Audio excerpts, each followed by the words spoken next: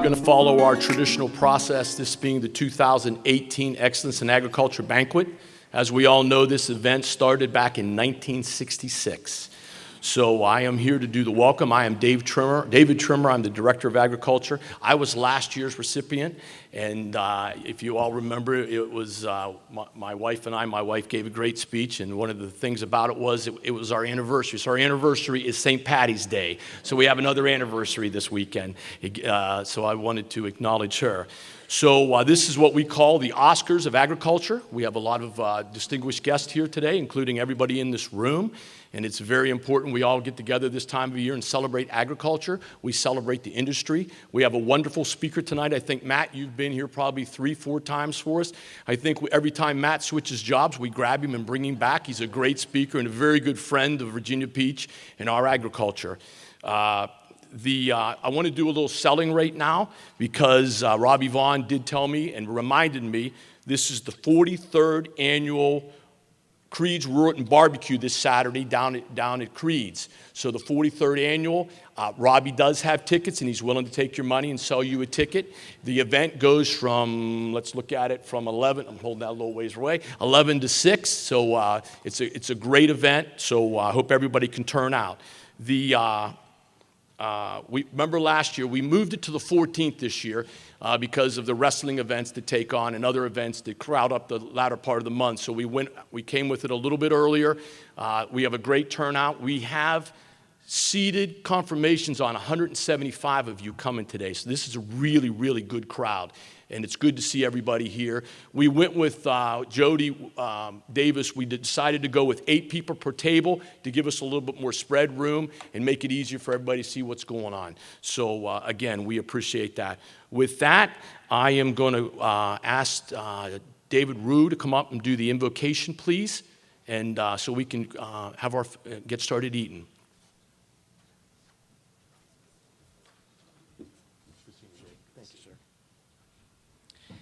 Before I give the word or prayer, I think it's Sunday now, so I'm about to preach or something, but this is my 3rd year coming here doing this, and I just want to recognize that we have someone who's returned back to our community, Reverend Nancy Vaughn, and I'm going to beg Floyd Waterfield to ask her for next year so that we can have a little bit of a mix and different people giving the blessing for this evening. No pressure, Nancy, I know. All right, will you join me in a word of prayer? Gracious and loving God, we want to thank you first for gathering all of us here to recognize some of your very best servants to the community and to this world. We also come before you tonight to be reminded that you have given us the responsibility to take care of your creation. We recognize that without your provision and sovereign plan, all we do would be useless. That is why I pray that all our farmers and agricultural community members will never forget to reach out to you, the creator and sustainer of the earth, that you will always be with us. We also thank you for the tireless work of all our farmers and the family members in providing food and energy for all of us. For it is a job that requires long hours in all temperatures. It requires a lot of hard work. It is so much more than just that. They carry a lot of scars, calloused hands, broken bones, stitches and bruises. It is in sunshine and storms that they continue to work the ground, and that you show them what it means to put a hard day's work in. It is also in the early mornings and late nights and long days that they continue to forge ahead. It is also the joy of good harvest, the beauty of the sunset, the peace in the barns. It is a calf in your kitchen, a dog in a truck, the freedom in our soul. It is their faith, Lord, their determination and accomplishment that allows us to be where we are today. It is fears, tears, laughter, and love. It is a way of life, a sense of pride. It is a family affair that these farmers and our community continues to thrive. It is home, and there is no place that we'd rather be. So, Lord, be glorified tonight. Bless every individual that comes to this podium to share, and even the dinner that we're about to receive. May it be a blessing to us. In Christ's name we pray. Amen. First of all, I'd like to congratulate our winners tonight, recipients of our awards. It's a pleasure for me to be on the program recognizing these three groups of people, and they're very deserving, and we look forward to hearing each one presented tonight and hearing from our guest speaker also. But to help put this event on, we have sponsors. Some of them are present with us tonight, some of them aren't. They've been scrolled up on the screen as we've been eating tonight, but we give them their due recognition. First of all, Back Bay Boxes. I don't think the Gentry family is here tonight, but we appreciate them, and we'll just hold our applause till the end. Bay Breeze Farm, Steve and Cindy Barnes, they are here. We appreciate Steve and Cindy. Bonnie Bright Sand. Bonnie's not with us tonight, but we thank him also. Brookdale Farms, Tom, Ann, and Amanda. They're back over here to my right. Thank y'all. Coastal Cattle, Billy, Bernadette, Molly, Reagan, and Olivia Vaughn. Thank the Vaughn family. Colonial Farm Credit, Andrew Turner and Chris Sims. Andrew, Chris, glad y'all could be with us tonight. Commonwealth Advisor, Bill Roach. Bill here? Right here. Glad to have you, Bill.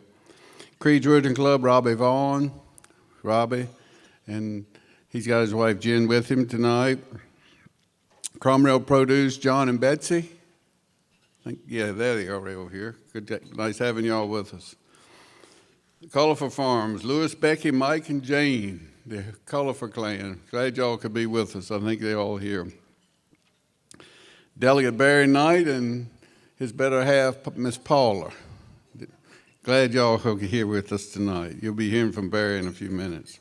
Dominion Energy, Max Bartholomew. Max, we appreciate what you do for us. Farmers Bank, I don't think they're represented. Frank T. Williams Farms, don't think Frank's here tonight. We appreciate their sponsorship also. Hampton Road Sanitation District, Nutria Green Biosolids, Diane Wishard and Stacy Crandwell. They here? They're not here, okay. All right, the Land of Promise Farmers Partnership, my crowd, they're sitting down over here. We're glad they could all be here tonight.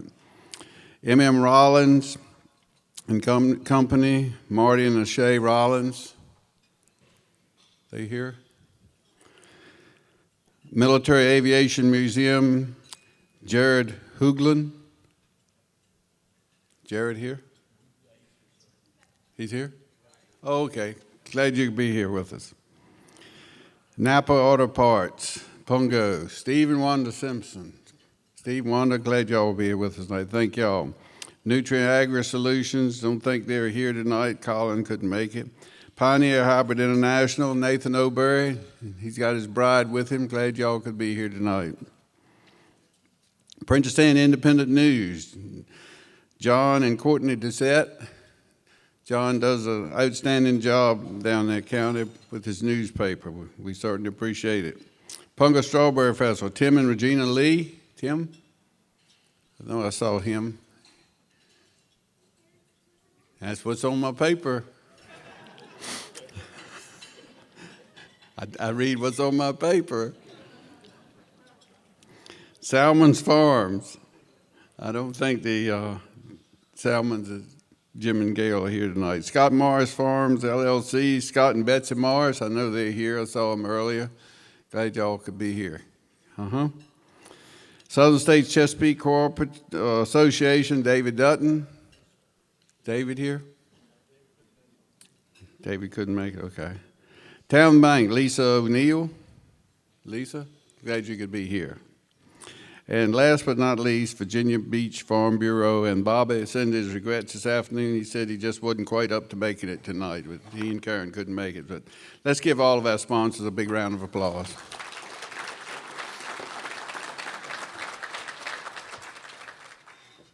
Barry told me, he said, you got some you didn't get. They're on the back sheet. Jody, thank you, dear. Virginia Beach 4-H Livestock, Inc. It's Kevin Newton, but he couldn't be here tonight. Virginia Dow Soil and Water Conservation. Corey's here, I know. Corey? There we go. Thank you, Corey. And Raw W. White Farms, LLC, Robert. Glad you could be here. And Wynn Equipment Services, Justin Wynn. Justin here? Now let's give him another big hand.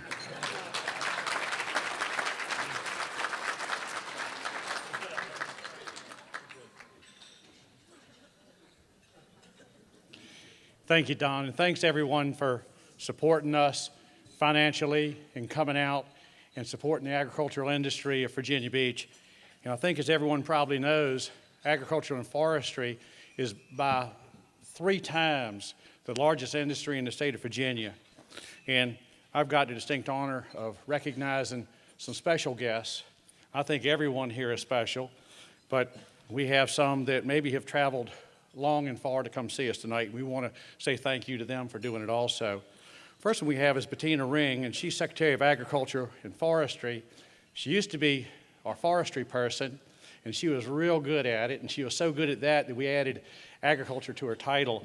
So when you get a cabinet secretary, like we've had Todd Haymore before, but someone to come from Richmond to look at our event here in the urban setting of Virginia Beach, but we know we've got a lot of agriculture, we want to thank you. So Bettina, there you are, front and center. Thank you very much for coming. We've got our mayor, Bobby Dyer, here. And Bobby, he used to represent the Centerville district, I believe. And that's where I got my farming start, was down there when I worked for Mr. Brown at 13 years old down there in Centerville, down there at Woods Corner. And I can remember I was about 14 or 15 years old, and that's been about 50 years ago. And I was down there, and I had a farmer that was farming some land across the street over there. His name was Ralph Frost. And Ralph came on over, and he had this young feller that he says, Mr. Brown, put him on the silage chopper, to cut some silage down there. So he was cutting it, and I overheard Ralph talking to Mr. Brown and said, "Who is that guy?" He said, "Well, he goes to Virginia Tech, and I think he might want to marry my daughter." So Mr. Brown said, "What do you think?" He said, "Well, I think it'd probably work out." So Don Horsley, that's been about 50 years now. So, but I remember 50 years ago when you came down there. But Bobby, in your neck of the woods, you have been a wonderful supporter. You've wanted to come down and see what we do and everything. We invited you down to Don Horsley's party, and you fit right in, because anybody that can keep up with Will Sessoms and eat 3 plates of barbecue is a good guy. So, Bobby, we want to thank you for looking out for us and doing what you do. So, Mayor Bobby Dyer, thank you. And of course, we've got Council Lady Barbara Henley over here that represents the Princess Anne District, that has probably 90% or more of all the farming in Virginia Beach. And she's out there trying to keep Winky straight, and that's a full-time job, because Winky is my wife's cousin. So I know how those white hearses are down there. So anyways, Barbara, we thank you what you do for protecting ARP. Thank you for trying to get us in fact, Paul and I went to Blue Peach last night. We rode down Charity Neck Road. We see that we're getting some new pavement down there, so that's a good thing. So, Council Lady Henley, thank you. Council Lady Rosemary Wilson, you've always been a friend of ours. You come down there. We've actually seen you down there a whole lot. Some council people don't know what South Apungo is. But you're down there all the time. You're at the Strawberry Festival. You're down there visiting. You want to know what's going on. You want to know what you can do to help us, and we can always count on you. So thank you. We've got a good friend that my great-great-grandfather was friends with his great-great-grandfather, and that was Phil Kellum down there at Princess Anne Courthouse. And Phil's always been a friend. We've been there a long time. But Phil, I think from a farmer's perspective, the best thing that you do for us is you don't tax us on our personal property, on our farm equipment. So Phil, for that, we want to thank you.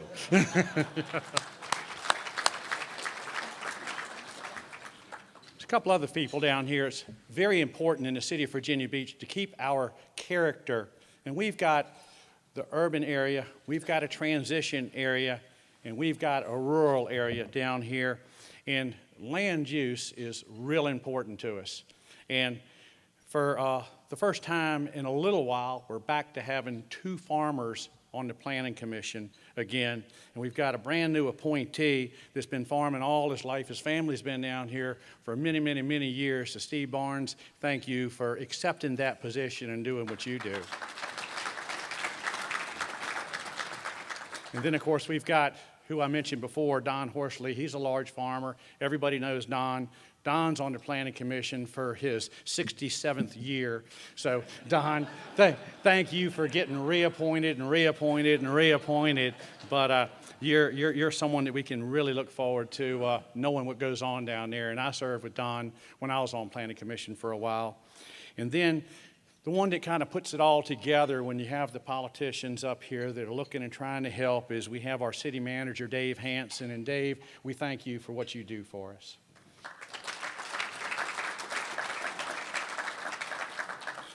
It's my distinct pleasure to introduce our keynote speaker tonight. And he's got a brand new title. He's Chief of the USDA National Resource Conservation Service. He's a Donald Trump appointee. When the President of the United States tells his Secretary of Agriculture, I'm going to confirm that guy, or I'm going to let you appoint that guy, that's pretty heady stuff. So Matt Lohr, who we've had the pleasure of seeing here a time or two before through the years, has graciously accepted our invitation to come back and speak to us tonight. But the thing about Matt is, when I first met Matt was a delegate from up in the Harrisonburg area. When I got to the General Assembly 11 years ago, we doubled the farmers in the General Assembly of Virginia. He was the only one. Then he and I split the duties. And Matt did such a great job, and he was up there. And Matt said, you know, I don't know if I'm going to run again or not. He had some family issues going on. Bob McDonnell put me on the interview committee with 3 other people for the Secretary of Agriculture. I asked Matt, do you want it? It's your job. Matt says, I just can't do it right now with my family obligations. I said, well, if that changes, we're going to make Todd Haymore the Secretary of Agriculture. We're going to make you the Commissioner of Agriculture. So Matt came to me probably 3 or 4 months later. He said, I want you to be the second person to know, after his, well, maybe the third, his wife and Sal Iaquinto, his roommate, and myself. He said, they've asked me to be the Commissioner of Agriculture. He said, but I have a little problem. I live in Harrisonburg. I have to stay up here about 4 days a week. And I know that you have a condo in Richmond, and you're going home, and I need to rent that thing. So I rented it to Matt. He stayed up there for a right good while being Commissioner of Agriculture. Matt, I got checking my records the other day. I don't think you made the last payment to me, rent payment. But anyways, we'll let that go. But Matt's going to tell us, I'm sure, exactly what the National Resource and Conservation Service does. People like Roy Flanagan and David Trimmer know exactly what it does, but there's some nuances to it. So he's going to tell us. But Matt is a very, very dear friend of mine, and I think that we ought to give him a very warm welcome to come into Virginia Beach from Washington.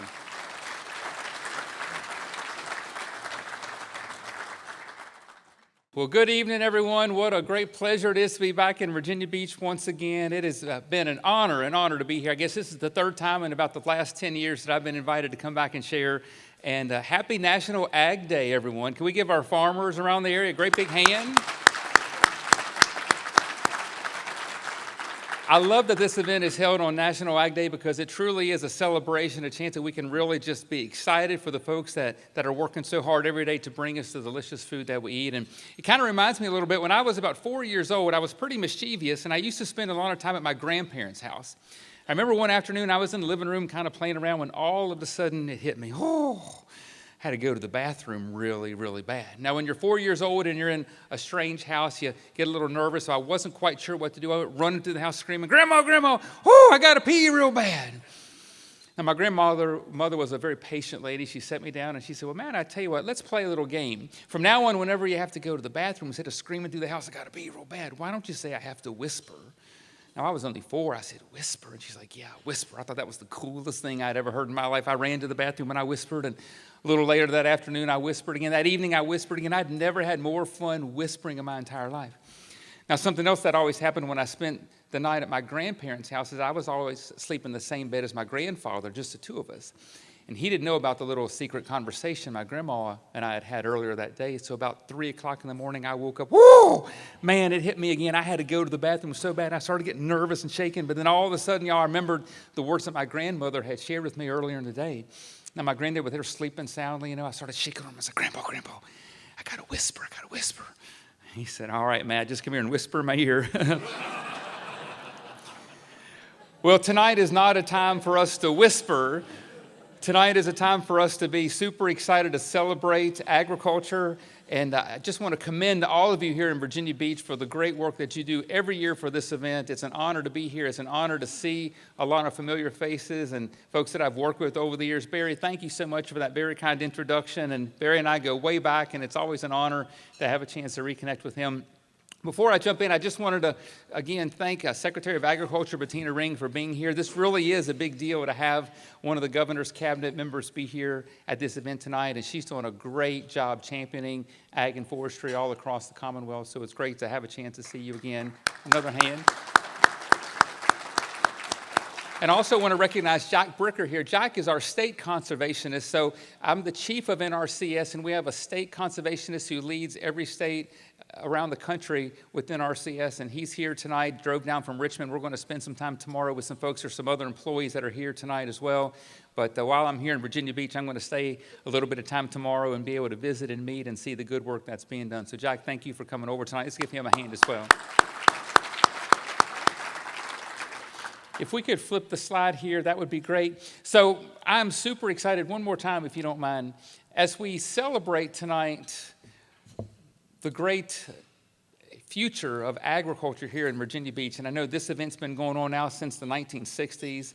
But as we really think about the great future that we have, I want to take just a second and reflect upon where we've come from. Because I think before we really get thinking about where we're going to go, it helps sometimes just to pause briefly about where we've come from. And I know for many of you here that are involved in farming in Virginia Beach, it truly is a family affair, multi-generations. And for me, I'm in that class as well. I'm a fifth-generation farmer from the Shenandoah Valley up in Virginia, and I love everything about farm life. I was actually literally farming in the field the day that I got a call from the Undersecretary Bill Northey asking if I would be interested in putting my name in the hat for this position. I work in D.C. now, but I tell you, there's many days my heart still belongs out in the fields working alongside of my dad and my children in Rockingham County.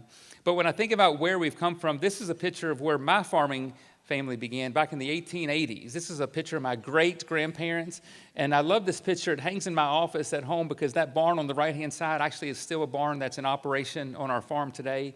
The horse and the carriage, we retired a few years back. But I love this picture because it reminds me, for me personally, where I came from. It's my roots. It's the heritage. It's what led me to be where I am today. And for all of us who are involved in agriculture, it really helps just to think sometimes and reflect back to where we came from before we can really think about where we're going to go.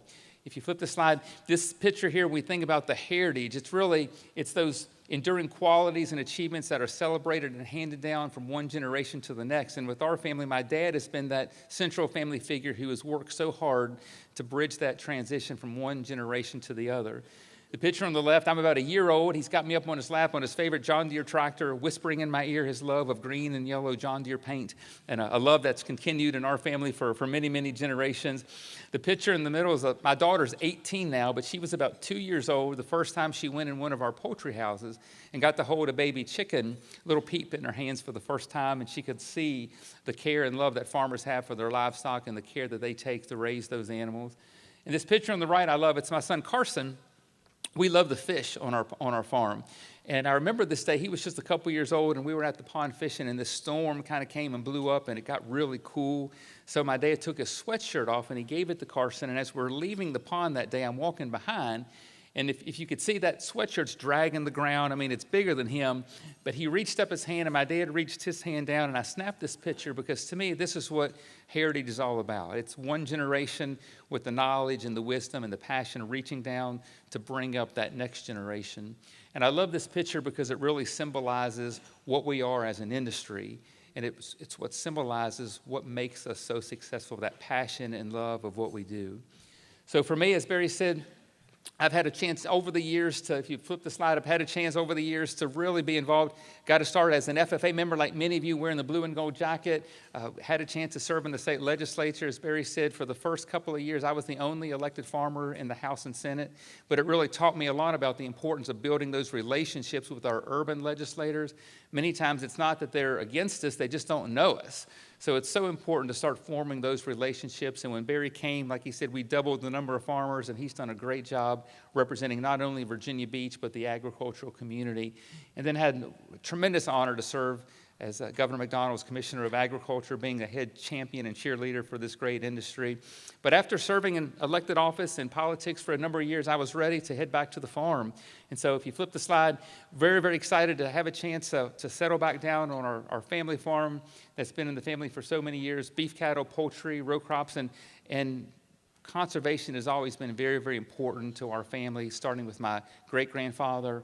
Whether it's no-till or planting cover crops or fencing off streams from livestock, we've believed very deeply in protecting the resources that the good Lord has given us. And so to be able now to step into this position at NRCS is truly, truly a blessing. These are two signs that hang at the entrance of our farm that we're so proud of. The first one on the left is in 2017, we placed permanent conservation easements on our entire operation. That means that no matter what happens for the next million years, Valley Pike Farm will remain in agriculture. And with the 6 kids that I have, it's very important to me. I don't know if I'll have a 6th generation or not, but they're going to grow up with a love and understanding of agriculture. And they're off to a good start of really embracing it. The one on the left is a picture of a sign that we got from our local Soil and Water Conservation District, being recognized with the Clean Water Farm Award, recognizing the passion that we have for protecting those resources. We're very proud of the efforts that we have, and these pictures hang proudly at the end of our driveway. So when people ask me, why do I believe in conservation, this is the picture that I like to share. This is my wife, Beth, who came with me, I think 4 years ago when I had a chance to come and speak.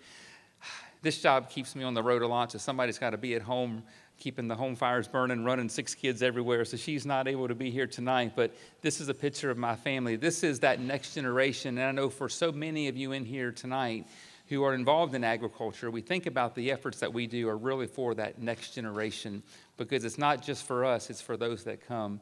And this is what gives me the motivation that I need each and every day in my job. So one thing that I love, if you flip the slide there, that when I share with agricultural groups and I share with our employees, it's very important for me as chief to really help folks understand the why behind what we do.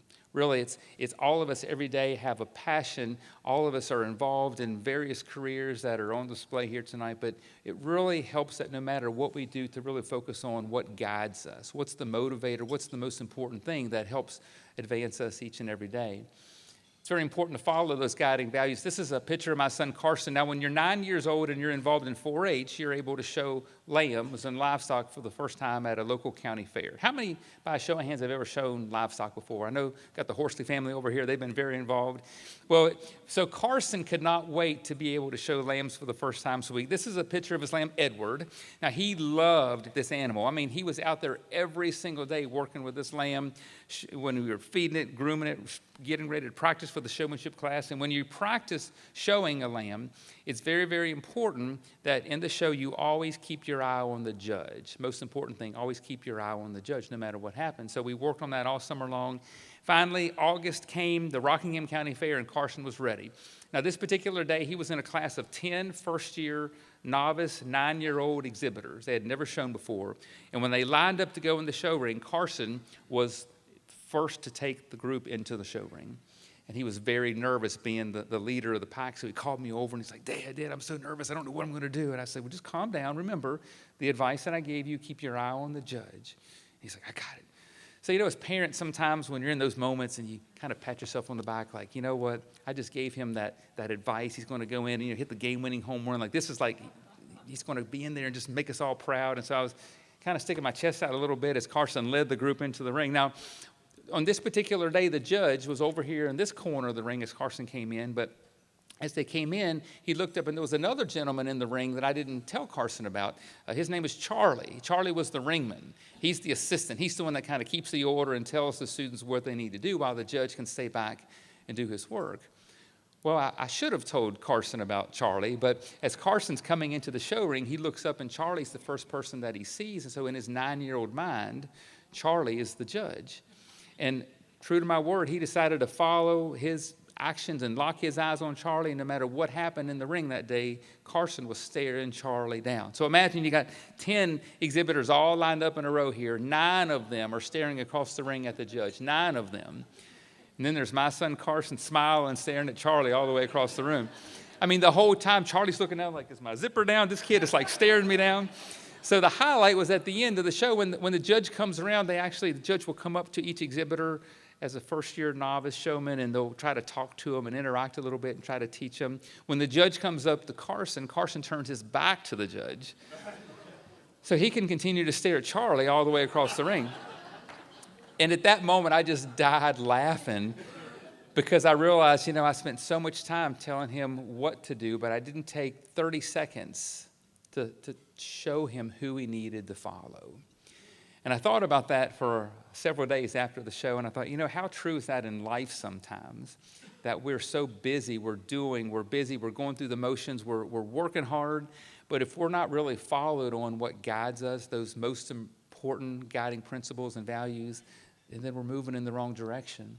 It's the love of the land, it's being able to serve and work hard and do the right thing, caring, be an example. All of those things are so important each and every day, especially for us involved in agriculture, but for all of us, no matter what your occupation is, we have to remain focused on those guiding principles. And if we can, then we can continue to leave that lasting legacy.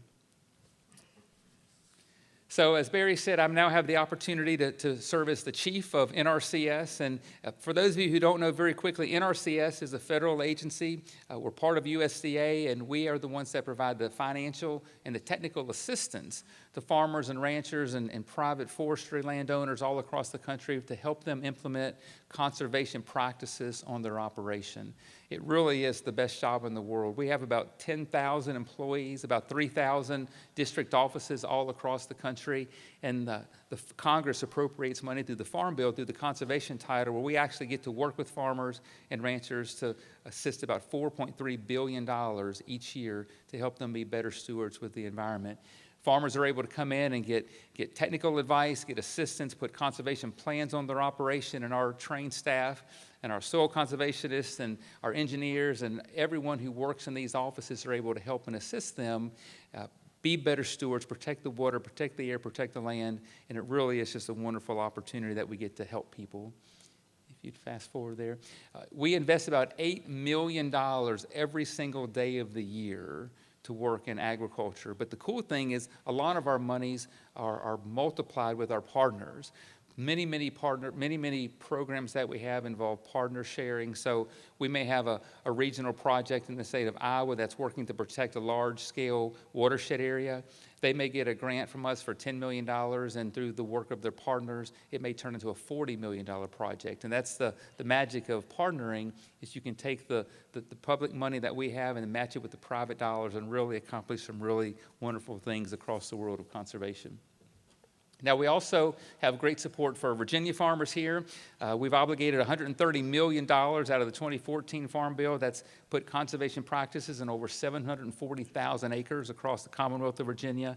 And our biggest program is called EQIP. It's the incentives program that we cost share that allow farmers to, whether it's fencing off streams, being able to put watering troughs to make grazing practices better, or working with farmers to switch to no-till or planting cover crops. There's about 200 practices that farmers can partner with us on, and about 70% of those are working to help livestock and poultry operations. That's, I don't know if it's such a big area here in this part, but across the rest of the state, it really is a big part of how we can be better stewards of our resources.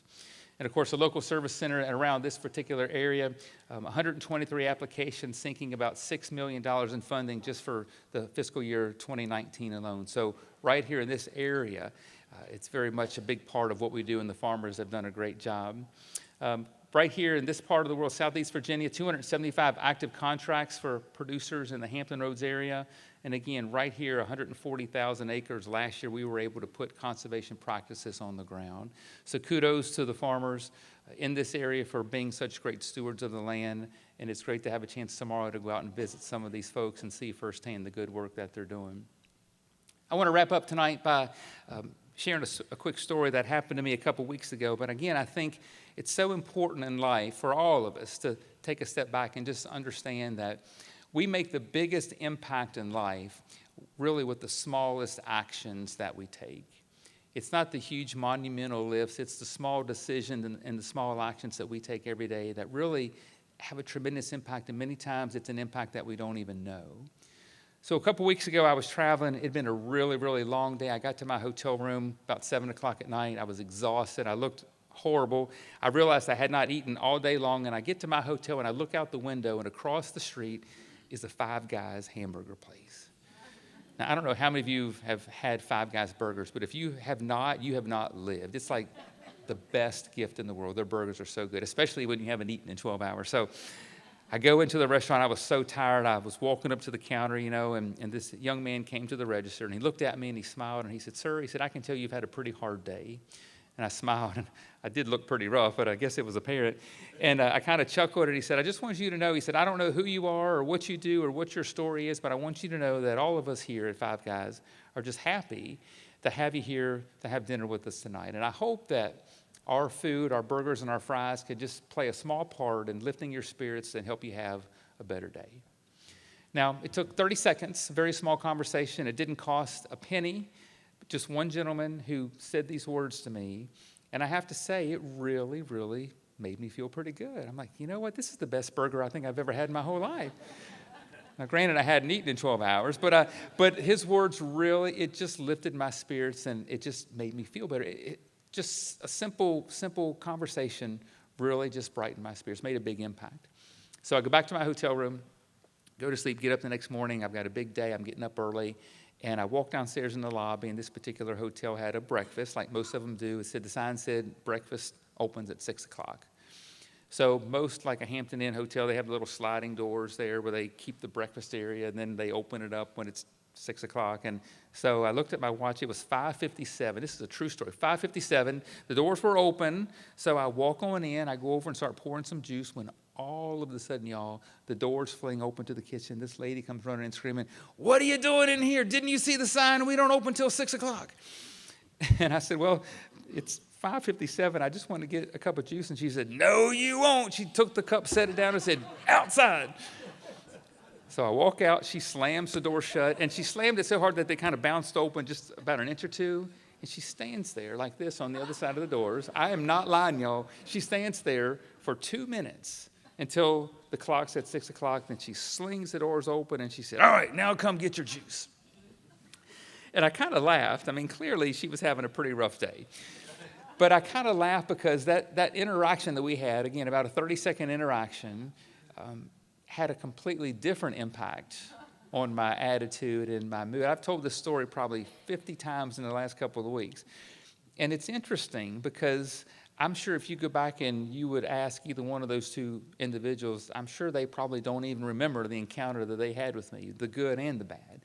It was just a small gesture that each one of them made that had a profound impact on my attitude and my spirits. And so I share that with you tonight because life is really about serving the people around us, isn't it? It's about the ability that we have to make the world a better place, and especially for my farmers and my ranchers in the room, probably not many ranchers, but my farmers in the room. You know, we have the opportunity every day to work so hard to provide our country's food and fiber and fuel to sustain the livelihoods of millions of people and billions around the world. It's the little things that we do each day that really have the biggest impact. And if we can focus on that and just keep a mental note, whether it's complimenting someone, saying hello, holding the door open for someone. It's those littlest things that we do, whether it's working late in the fields or in the hog houses to make sure that the job is done right. Those little things mean such a big difference, make such a big difference. So if we can keep that in mind, it's amazing the impact that we can continue to have and the legacy that we can continue to leave. Thank you all very much again. David, thank you. It's always great seeing you. David's been a longtime friend of mine back to my commissioner days, and great to see the good work that's taken place here in Virginia Beach. It's always an honor to come back. God bless you. Keep up the good work, and let's celebrate the farmers tonight and National Ag Day. Thank you very much.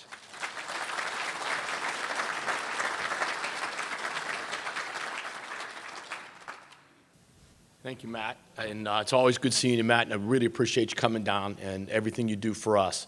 I'd like to introduce Mrs. Barbara Henley. She is our city council person for the Princess Anne District, and she is going to start the honorary program going forward.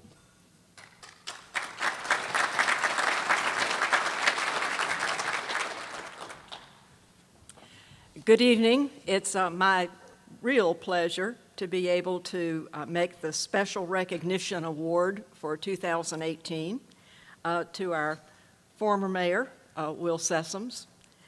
Agriculture and the southern part of the city had a very special friend on the city council with Will Sessoms.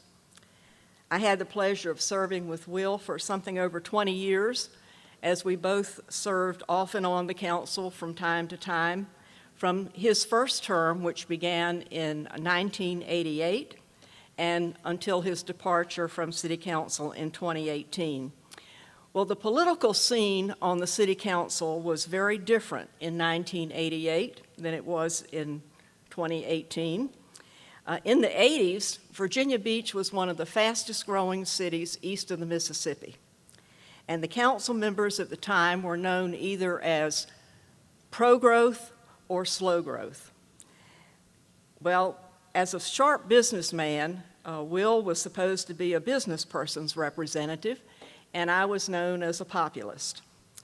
We struggled with how to control the city's ability to grow and provide the adequate services that we needed for our folks. We had the green line, and those of us in agriculture were trying to figure out how we could save enough land to keep the industry. Well, I was off the council from 1990 to 1994, and during that time, a very unlikely group of agricultural folks and environmental folks started talking. We began to explore a purchase of development rights project. Well, this ad hoc group of citizens came up with something that we called the Agricultural Reserve Program, and we wrestled with how we could present it to the whole city and the rest of the council. By the time I went back on the council in 1994, the development had been slowed down by a recession. And along about that time, it seems that the leaders throughout the city started to realize that we all wanted the same things for Virginia Beach. We wanted to be a good place to live and a good place to work. We had just disagreed on how to get there. We really didn't need to be divided. We could work together. And when we presented this proposal that had been developed, the ARP, it found wide acceptance because of all that it offered. It was a way to preserve the agricultural industry. It was avoidance of the cost of extending services all the way to the North Carolina line, and preservation of the great diversity in our city, which includes unmatched natural resources.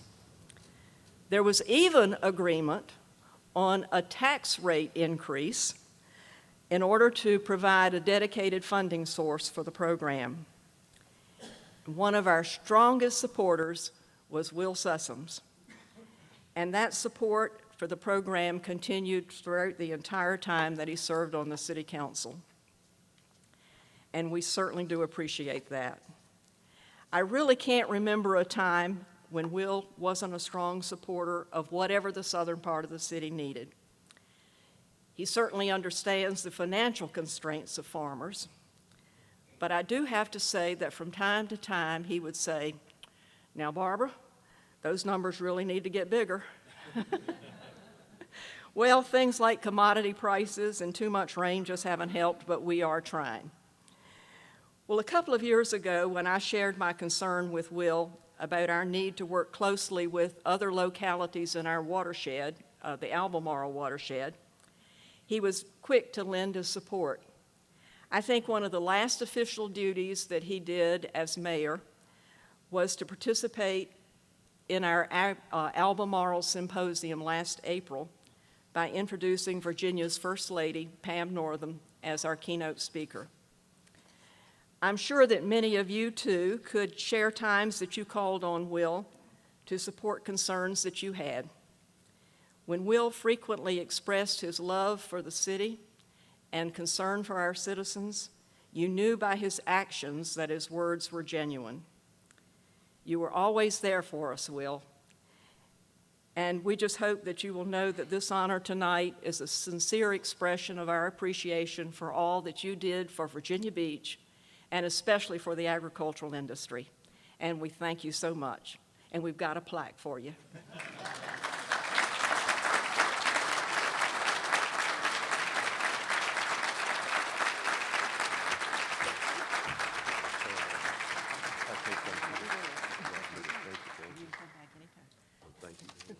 You can say a few words. Well, You can still mayor.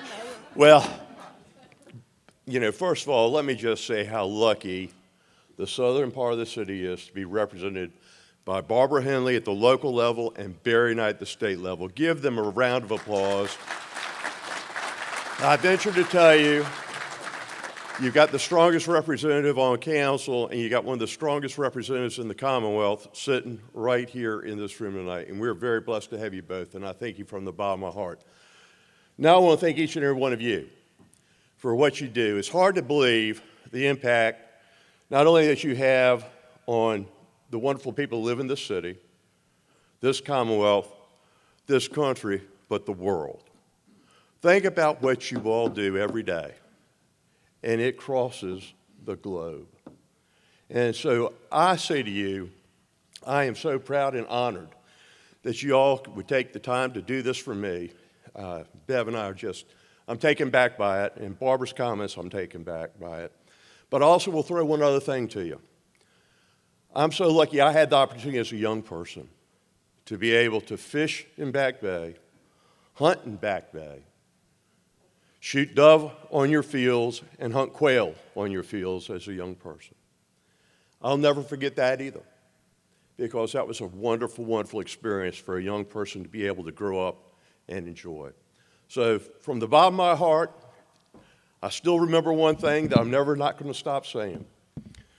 The southern part of the city is a big part of the reason that Virginia Beach is the greatest city in the world. Thank you.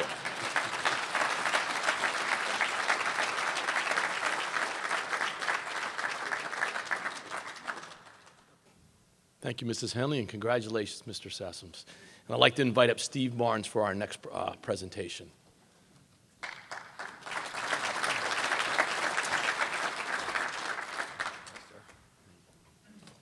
Thank you, David. Well, this particular award that we're giving tonight is to a family that I've known personally for probably most of my life. I'm not going to tell you how long that is, but it's a ways. And they've been very instrumental in the agriculture business, not in the business per se, but in the support. Their family grew up and was raised on Indian River Road. They participated in agriculture at that point, and they continue today. I didn't know all the aspects about the family in particular, so I met Sharon and Dion, her husband, last Sunday morning, as a matter of fact, over in Chesapeake for breakfast to try to figure out what I didn't know. And I didn't know a lot, but we're gonna give this a shot here. So I wrote it down. All right, the Friend of Agriculture Award is presented to, like I said, to people who don't actively participate in agriculture, but really adds to its well-being. And the Creekmore family is no exception that they are exemplary. They have been in the agriculture, Creekmore has contributed probably for decades, starting with her grandfather maybe even, but her father and mother and the rest of her family. the family grew up, like I said, on Indian River Road. The matriarch of the family, affectionately known as Miss Elsie, instilled the work ethics that the Creekmore family still does and continues to this day. And in 1964, Miss Elsie, to give her family something to do in a responsible meeting, they opened a place in the old Diamond Springs farm market. And that was in 1964, and that was probably one of the, I'm not too sure when that market opened, but it wasn't too far after that. Okay, and she did wholesale and retail at that location. And she bought as much as she could of local produce from local farmers. I'm sure there's several of us in here at one point in time sold local produce to them. As a matter of fact, I know we did. I know Winky did, I did, and some of the other guys. So she's been instrumental in supporting our support. Don Horsley still does it as well as I do. The Creekmore, when the Diamond Springs market closed, they opened a new market where it is now on Dam Neck Road and Princess Anne. And they were one of the original ones to come there, along with a couple others. When the old market closed, they came there.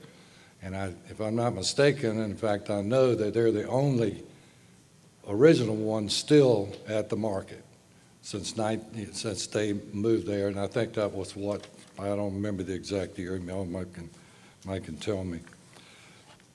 But Miss Elsie is no longer there, but the rest of the family is. They had 4 children: Linwood, Linda, Ann, and Sharon, and they've all been active in the business at some point in time. As a matter of fact, most of them are still today. Linwood went on and had a career in the military. Linda in the medical field. Ann recently retired from the Virginia Beach school system as a teacher.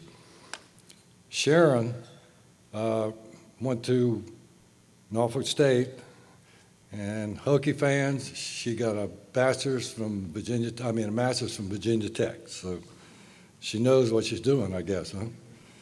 All right, but she's still teaching, and she's ready to retire to continue at the market. Dion, Sharon's husband, he recently retired from UPS after 35 years, and said he's going to continue working for the boss, Sharon, that is. Yeah. The farm community and the citizens of Virginia Beach have been the recipients of all of your efforts, and we certainly appreciate it. We'd like for you to come up and accept an award if you would. So Sharon, if you'd come up, please.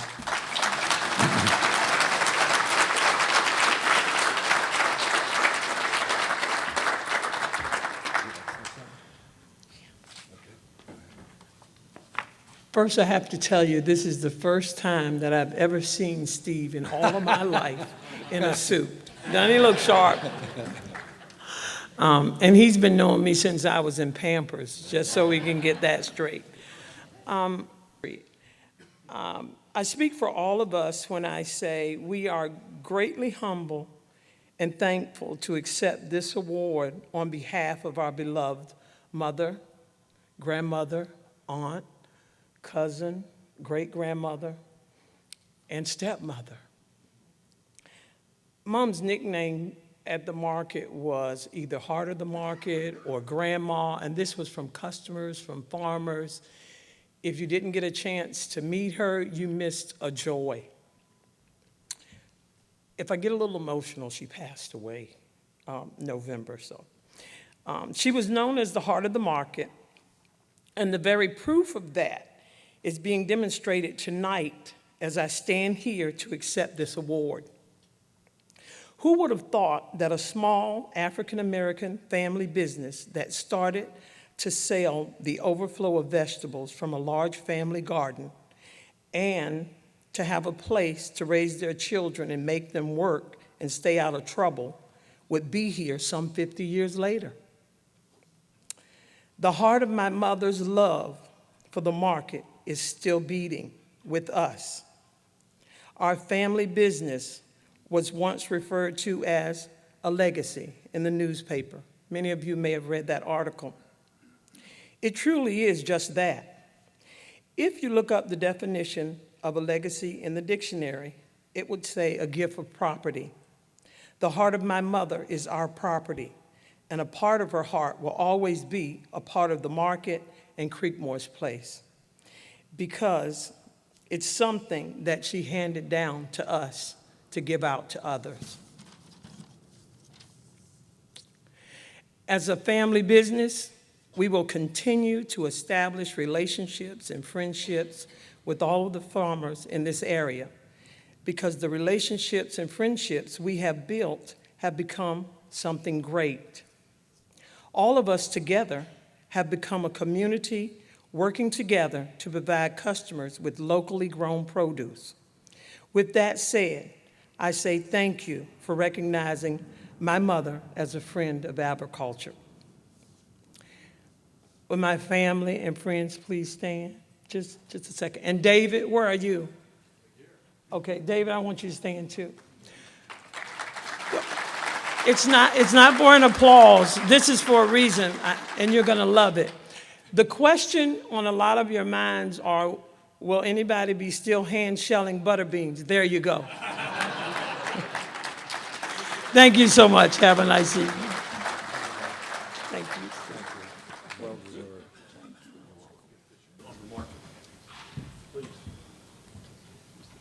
Yeah, can we get a picture with that plaque? Dion, you can touch the plaque too. Oh, okay, thank you. The longest time I didn't know they were one on married, each side? because she told him so much what to do, I figured he's hired hand. There we go. Excellent. Excellent. Thank you. All right, that just leaves me. Who out my notes? Where's Bart at? Got you in my eyes. Got you in my. I wrote these things down because when I started looking at everything that Bart does, and I had like 4 pages of stuff, and I didn't know where to start. I didn't know. I thought, man, what am I going to do? And then I looked at Jody, and I said, man, I need some help. Jody says, we got the proclamation done. I said, let me see the proclamation. I looked at that thing and says, man, that just eliminates 3.5 pages of my notes. And it could have gone on for some, so Mayor Dyer will cover that part. But anyway, I'm going to read a little bit because I don't want to screw it up completely, because everybody knows I'm a really big ad-libber per se. But tonight I'm here to honor Mr. Bart Fry as the 2018 Virginia Beach Excellence in Agriculture recipient. I've known Bart since 2009. I got here in late fall of 2008. I've known Bart since 2009. He has always been passionate about agriculture, land preservation. Man, I can't even read my own writing. The agriculture land, the rural landscape of Virginia Beach, as well as the state of Virginia. He is an all-inclusive guy. Bart serves on the Virginia Beach Agriculture Advisory Committee. He's served since I've been here. I think he even goes back a little bit further than that. He brings to us the business side of agriculture, the development side, the equine side, as I call it. If anybody has had the opportunity to read the print, and John is over there, the article in the Princess Anne Independent News, it does a very nice job of talking about Bart and talking about what he does. The person who wrote the article sent myself and Diane Horsley a request if we could make a statement on Bart. I said, yeah, I can do that. I really can say good things about it. I wrote like a whole paragraph. Then I realized, man, that's a whole paragraph. She just wants a statement. So Diane called me, and she did a little bit of the same thing, because there's a lot of good accolades we can put out there. So I narrowed it down and narrowed it down and narrowed it down. And I said, you know what? Jody said, just send them the whole thing. It's a newspaper reporter. She'll tear it up and put it down, and you probably won't even recognize it. But it was a good reflection of what, and it is in the newspaper, and which we thank John for. The statement in the March edition of the Princess Anne Independent News, which wasn't mine, it says, Fry is on a mission to preserve the city's farmland and rural culture for current and future generations. And when you hear him at the Ag Advisory and you hear his thought process, when you talk to him about how important agriculture is, how important dirt is in rural part of our city, He is all over it, and he gets it. Again, I mentioned the proclamation the mayor's going to do right there. It includes the educational part. And I looked at all that research today over the weeks, and I looked at the education. You know, when I looked at that, and Max knows this, and Don Horsley knows this, I thought he had a doctorate from UVA after all this time. And he didn't. So I said, and I thought, man, I always thought, the way he talks about UVA, and I almost was, UVA won today, by the way, they beat NC State. I was going to drop him a line about it. But I said, but I'm gonna leave you guys a little trivial here that you can match it up. In reality, he's actually a yellow jacket with a mascot named Buzzy, and he's also Otto the Orange, who wears a blue hat and blue pants. That's two of his alma maters from college. So you guys can match it up with Mr. Dyer here when he goes through that. I noted also when Bart moved to the beach as a young man in the article in 1966, which as we all know, he got here in 1966. That was the first year of this banquet, 1966, which is kind of ironic. He moves here, and this is when this group all started meeting together and recognizing very important people in agriculture. My last comment, I don't want to sound sappy, but I thought this was really cool, this little part here. In 2012, in October of 2012, I got a save the date in the mail, and it's sent to the office, to Maggie and I. And it's from Abby and Bart Fry. They're getting married on October 6, 2012. And I thought, wow, and I just, you can't see it, but it's really epitomizes what he's about. It shows Norfolk, it shows about town center, it talks about Virginia Beach. There's trees all over the place, 4 areas of trees. Obviously the Atlantic Ocean. It obviously says in big, it says Abby and Bart Fry, and has the date, again, October 6, 2012. He's got strawberry fields for Mike Collifer and some of the other farmers. He's got Pungo very clear on there, and he's also got Virginia Beach Polo Club, Alpha Omega Farm on West Lane. I've always thought that was cool. I've always kept it. I don't know why, but maybe to remind him of the anniversary date, not to let it go by. But I always thought, you know, being from West Virginia, we don't do a lot of save the dates. All we do is put it on a billboard outside the small town. Everybody knows when the wedding is. You're all going to be there anyway. It's free food. We go to the fire hall. You know how it is. And but Bart, I always thought that was a classy, cool thing to do. And he'll probably tell me you can buy this anywhere, but it was still very nice. With that, I would like to, before we invite Bart up, I would like for the mayor to read the proclamation, and I will step aside. Great job, great job. What a pleasure it is to be among you tonight, to honor you as a vital part of our community. And I was really impressed with the keynote speakers talking about the legacy going from generation to generation. It's a point of pride. We're a very diverse city here in Virginia Beach, and the agricultural part is a pillar of not only our economy, but the part of the DNA, part of the people that makes Virginia Beach such a great city. And let me tell you what a privilege it is to be here, to honor a man that we consider a legend who has done much for many, even beyond the agricultural settings that you have done, the contributions that you have made to make this city the city that it is today. We applaud you, sir. And at this time, it's my honor to read the proclamation. Whereas D.B. Bart Fry Jr. is a graduate of Randolph-Macon College with a major in political science and received a master's degree in public administration in finance from the Maxwell School at Syracuse University. And whereas Bart began his housing career with the Norfolk Redevelopment and Housing Authority in 1965, where he oversaw redevelopment initiatives that were instrumental in the growth of Norfolk, Virginia, including the Ghent Conservation, Norfolk State University, and Chrysler Museum of Art.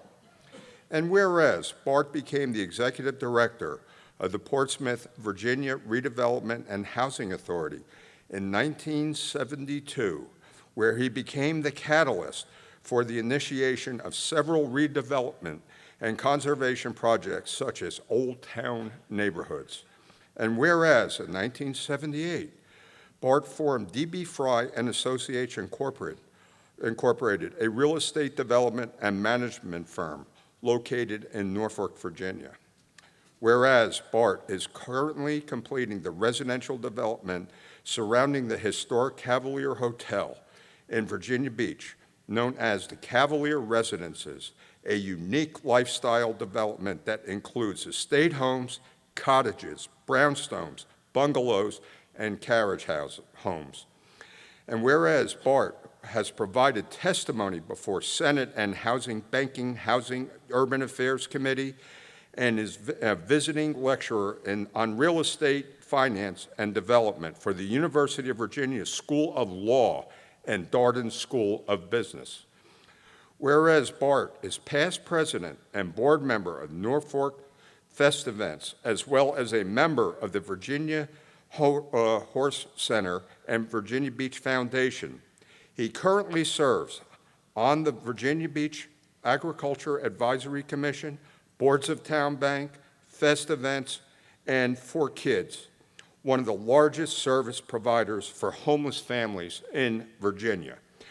And whereas Bart's grandfather cultivated his agricultural roots, Bart reflects the greatest agricultural moment, the day that he was able to purchase his first Ford tractor and 4 implements. Bart is a supporter and participant in the Agricultural Reserve Program that is designed to maintain the agriculture as a viable industry in Virginia Beach by preserving the resource base for farming. Bart is proud to have been part of helping to improve and streamline the ARP process to preserve agriculture and open space in Virginia Beach for upcoming generations. Therefore, I, Robert M. Dyer, Mayor of the City of Virginia Beach, do hereby proclaim Mr. D.B. Bart Fry Jr. 2018 Beach Excellence in Agriculture Award recipient. Come on up.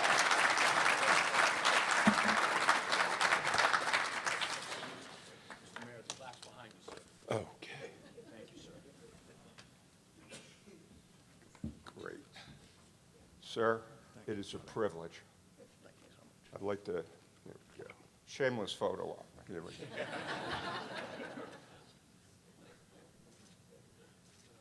And sir, I present this, and I do present you this proclamation on behalf of a grateful city. Thank you very much. Thank you. Can I say something? Yeah, please. I know it relieves my sister, who's here tonight, that I'm last on the agenda so that I have the least amount of time to say anything. But a couple of quick things other than what David has covered and the mayor. First of all, that Ford tractor was a 1962 Workmaster, and it had 3 implements, not 4, but that was the biggest day on a farm in my life because everything else was done by hand. And also how the name of the farm came about was, I don't know if many of you remember, but a friend of mine, Pat Standing, who was a planner, and then the mayor of the city, helped me find that farm because my niece, who's here, and my daughter and her brothers and sisters, who my sister would leave with me as a single father on weekends. Yeah, that's true. They didn't want to water ski in the stinging nettles because Linda, at about age 6, got stung very badly in Back Bay. In Broad Bay. So they got me to go down to the Pungo Ferry Bridge, the old bridge, and put in our boat there and ski on the inland waterway. And they would drop these skis when they got older, learning to slalom, and it all flowed up into West Neck Creek. This is a true story. So we followed up there one day, and sure enough, was able to go up into West Neck Creek and then up to a waterway that really was a canal, which was dug, I'm sure, 150 years ago, whatever, and found the farm. But I didn't know where I was. So with Pat Standing's help, I found it a couple of months later, and when I pulled up to what's now our mailbox, I flushed a covey of quail. And I said, man, if you can have horses down here, you can water ski, and you got quail to hunt, I said, this is the beginning and the end. So that's how the name came about. In terms of the wedding that David talked about, that was a really special day. The weather was exceptional, to say the least. And, of course, my bride was exceptional, who's here. And I thank everyone for taking the time to come here. It was not normal for a developer to get an agriculture award. And I would appreciate you not telling any of my developer friends that I'm a staunch supporter of not just the Green Line, but the right for the future kids in our community, apologize for my voice, to have a place to go see what a farm is. And there's plenty of land to do a lot of what our developments are about, which is recycling urban areas rather than just chewing up, burning and going with new farmland to make new developments. And our policy in terms of our mantra or our mission on the development side is to leave something, in terms of the word used earlier tonight, that are legacies, as opposed to just making a profit, leaving the land for somebody else to worry about, moving on, paying your taxes, and finding another piece of land. So it's not easy, particularly, to do that, but we're very proud of the things that we have done in that regard. And on the agricultural side, I think that the option to have the Ag Reserve Program in this city, I think we're looking at all the things that I've read about in other localities, is the fairest and best program probably in the country. It gives an opportunity for people whose children don't want to continue farming to have an alternative to simply selling the land for development and getting a fair price for it and having an opportunity to do some key estate planning.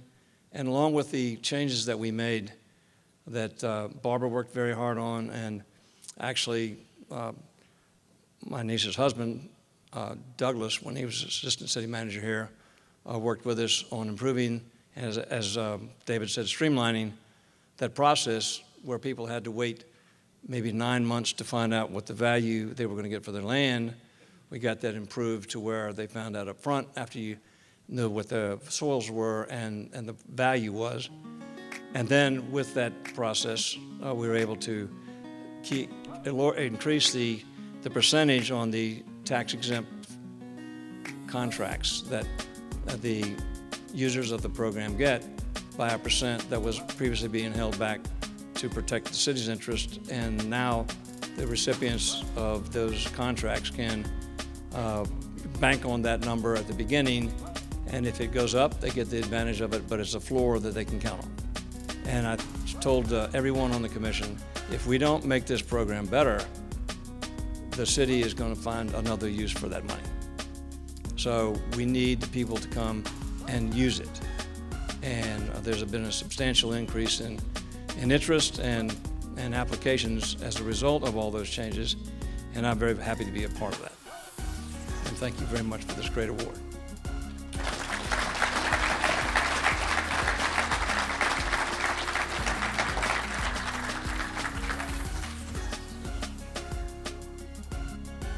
Okay, Bart?